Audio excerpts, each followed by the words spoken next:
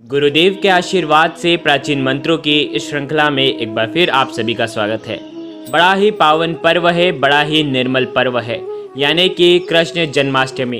प्रभु के अनुपम उपदेश हमारे जीवन को आज भी निर्मल बनाते हैं।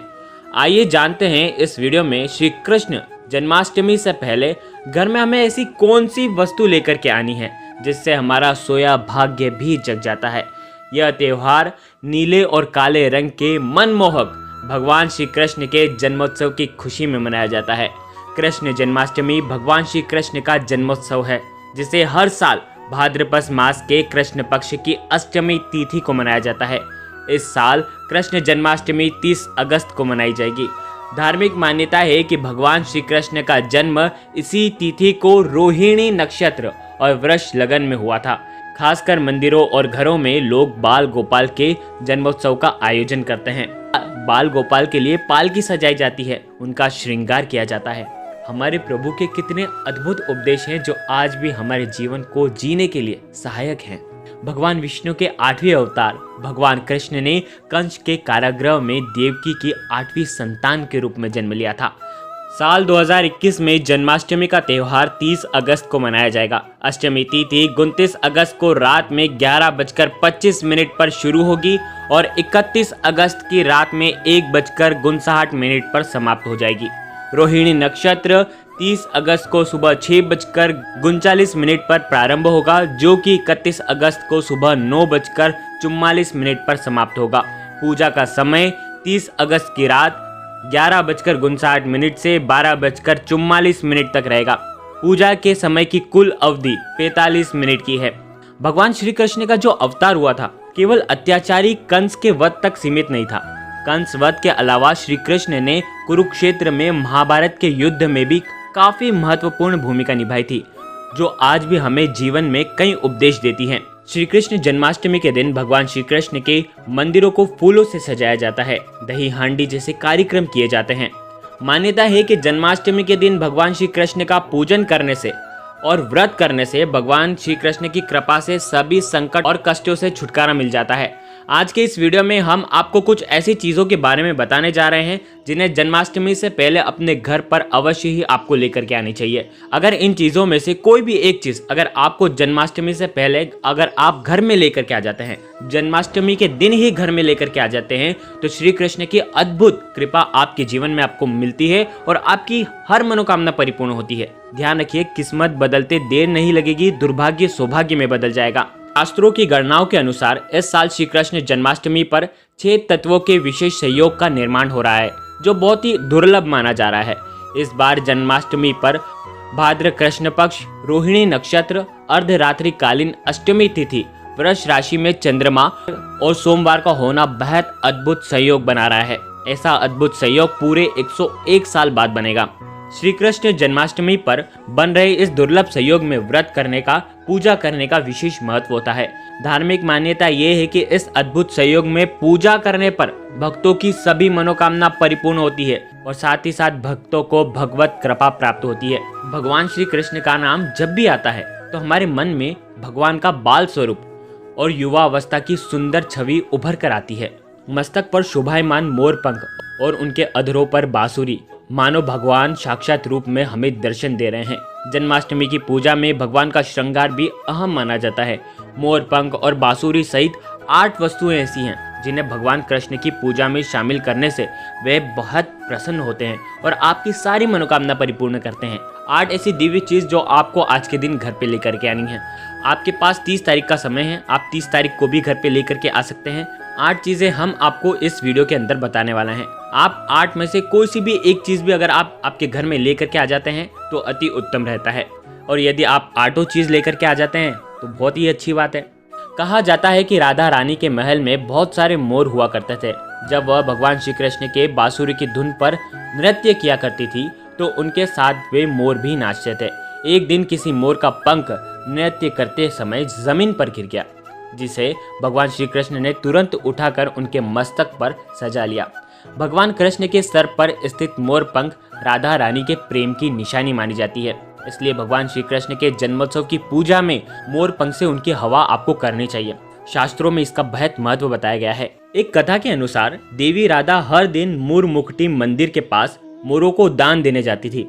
एक बार जब देवी राधा वहां पहुंची तो एक भी मोर नहीं था। राधा रानी उदास हो गई। श्री कृष्ण ने देवी राधा को प्रसन्न करने के लिए स्वयं मोर रूप धारण कर लिया था और पहुंच गए थे राधा जी के पास। तो कितना शुभ है ये मोर पंख। और आज के दिन अगर मोर पंख से भगवान की हवा करते हैं तो इससे हमारी सारी मनोकामना परिपूर्ण होती है। ध्यान रखें, आज के दिन भगवान श्री कृष्ण के आपको दर्शन करना चाहिए। जो प्राण प्रतिष्ठित मंदिर है वहाँ पर आपको जा करके दर्शन करना चाहिए और हो सके तो इस मोर पंख से भगवान की आपको हवा करनी चाहिए। आपके घर में, आपके मंदिर में रख सकते हैं और आप आपकी तिजोरी में भी रख सकते हैं। ऐसा करना बहुत ही शुभ माना जाता है। हमारे शास्त्रों में मोरपंख का विशेष महत्व है, इसलिए यह मोरपंख आपके जीवन की कई समस्याओं का अंत भी करता है। वास्तु शास्त्र में भी मोरपंख को बहुत महत्वता दी गई है। मोरपंख के ऐसे कई रहस्य हैं जो आपकी समस्याओं का अंत करते हैं।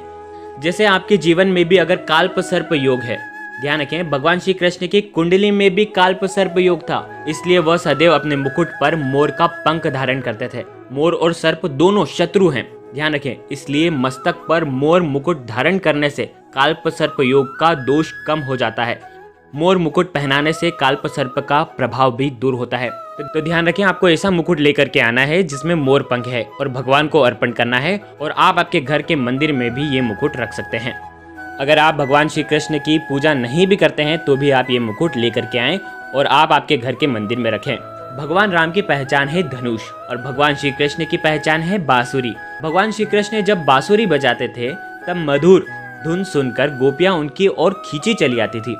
भगवान की बंसी प्रेम और आनंद का प्रतीक है। भगवान श्री कृष्ण गोपियों के साथ बंसी बजाकर रास रचते थे और सृष्टि में प्रेम का संचार करते थे। जन्माष्टमी के उत्सव में भगवान श्री कृष्ण के श्रृंगार में सामग्री में बांसुरी आपको शामिल करनी चाहिए। इससे क्या होगा कि आपके जीवन में जो भी गृहस्थ जीवन में जो प्रेम की अगर कमी आ रही है तो वो प्रेम उभरेगा, आपके गृहस्थ जीवन को सुखमय बनाएगा। तो भगवान श्री कृष्ण को हो सके तो मंदिर में जाकर बांसुरी अर्पण करें और वो बांसुरी आप आपके घर में लेकर के आ जाएं।